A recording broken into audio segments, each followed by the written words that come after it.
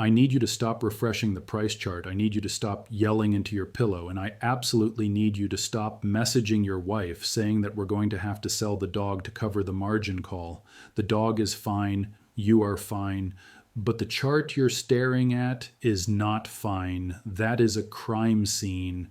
If you're looking at the screen this morning and everything is red, if you're watching silver get crushed below $90 and gold fall off a cliff and you're feeling that knot in your stomach, then I have bad news. You walk straight into the trap.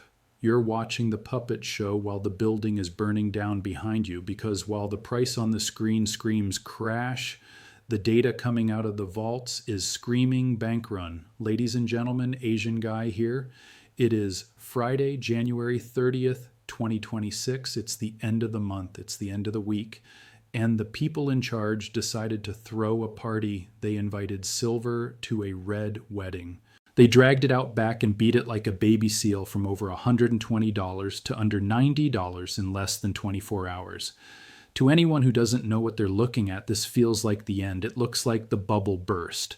But if you wipe your eyes and actually look at the books, if you look at the delivery notices that were issued this morning, you'll see something that makes no sense. You'll see proof that this wasn't a sell-off. This was a desperate, failed attempt to contain a nuclear blast. We need to talk about first notice day.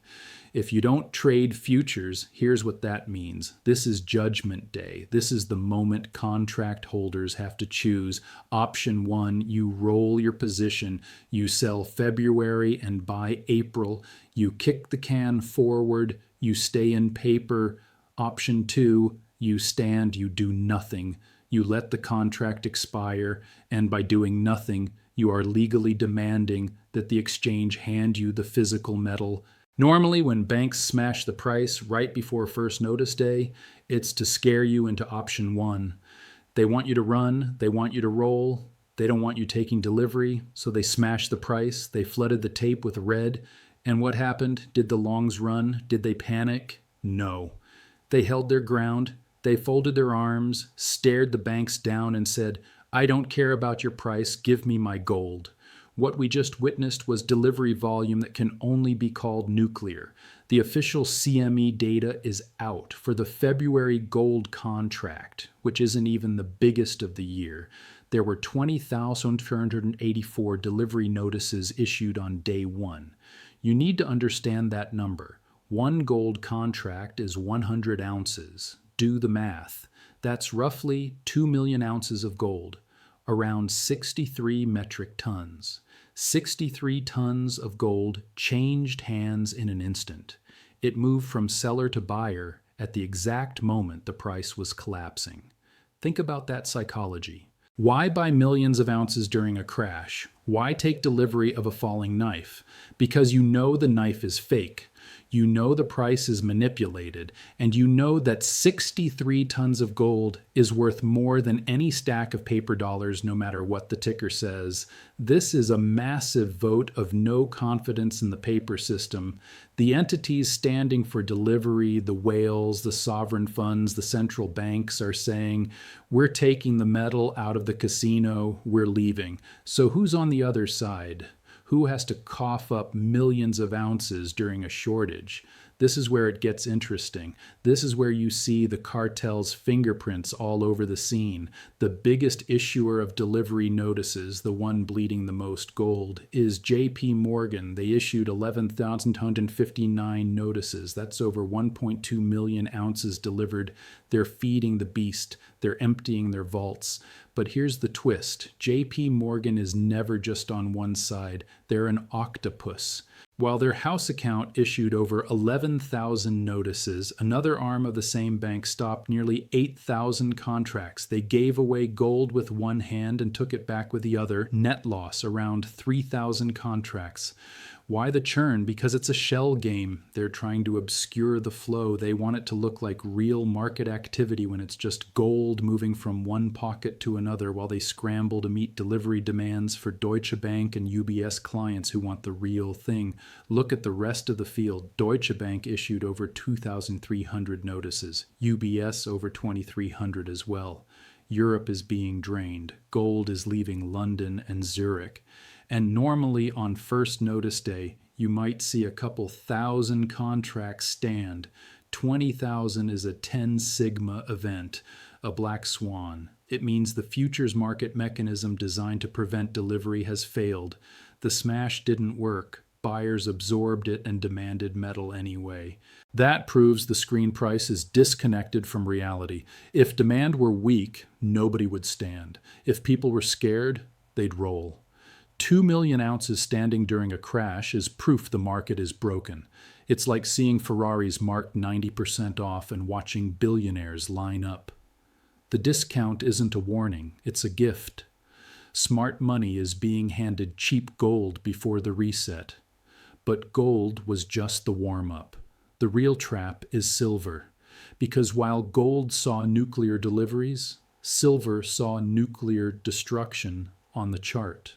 From 120 to 90, and when you tried to buy, you couldn't. Buttons gone, dealers offline, London dark. This wasn't a glitch, it was a lockout. We need to talk about the $90 trap. We need to explain why Bullion went down for maintenance at the exact moment of the crash. We need to explain why this is the most sophisticated bear trap ever pulled. If gold was heavy artillery, silver was special forces warfare. We need to talk about the last 24 hours. Because the chart only shows half the story. The other half is what happened when you tried to act. Silver didn't fall. It was shoved off a cliff. From above $120 to below $90 in a vertical red line. A $30 drop, 25% in one day. Mainstream media is already writing the obituary. Silver bubble bursts, retail wiped out. They want you to think everyone woke up and decided to sell $30 cheaper. That's a lie. This wasn't selling. This was window dressing executed with military precision. Look at the date, January 30th, month end. Banks have to mark their books. At $120, they're underwater. At $90, their balance sheets look perfect, so they smashed it, not because silver changed, but because their books had to. But here's the proof. When price hit $90, everyone wanted to buy. You opened Bullion, APMEX, SD Bullion, and what did you see? Errors, spinning wheels, or scheduled maintenance on the most volatile Friday in history. Do you believe that? This wasn't maintenance. It was a circuit breaker. Dealers shut the doors because demand would have wiped them out in minutes. They couldn't hedge, so they hid. And it wasn't just the US London systems went offline too. Asian buyers locked out, arbitrage killed, vacuum created. That's how you rig a market. Up, they hike margins. Down, they shut websites. Heads, they win. Tails, you lose, unless you understand the game. Because the goal is to make you sell. They want your physical. Smash paper to shake metal loose. But they forgot the whales. While websites were dark, private capital stepped in. We need to talk about David Bateman. We need to talk about junk silver and the floor under this market. To understand why the trap failed, you need to understand plumbing. Not all silver is equal. While paper crashed, coin shops faced a crisis. Junk silver became toxic because refiners stopped taking it. They were overloaded. Shops ran out of cash. Liquidity vanished. That was the moment the banks wanted. But then the phone rang, and it wasn't a bank. It was a whale. David Bateman saw opportunity, and while Americans panicked, China laughed. They saw the crash as a gift. And here's the twist. No one is shorting. Hedge funds aren't betting against it. SLV borrow fees are near zero. 10 million shares available. No takers.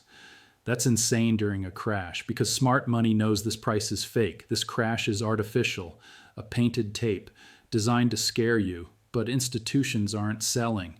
Even banks aren't believers. JP Morgan is smashing price while forecasting $8,500 gold. That's schizophrenia. Trading desk versus research desk. The truth is in the forecast. They know what's coming. They're shaking the tree. This is Wyckoff, a terminal shakeout. They want your metal cheap. Don't give it to them. Look at the world price. Look at China. This U.S. price is a hallucination, and glitches get fixed violently. Final verdict.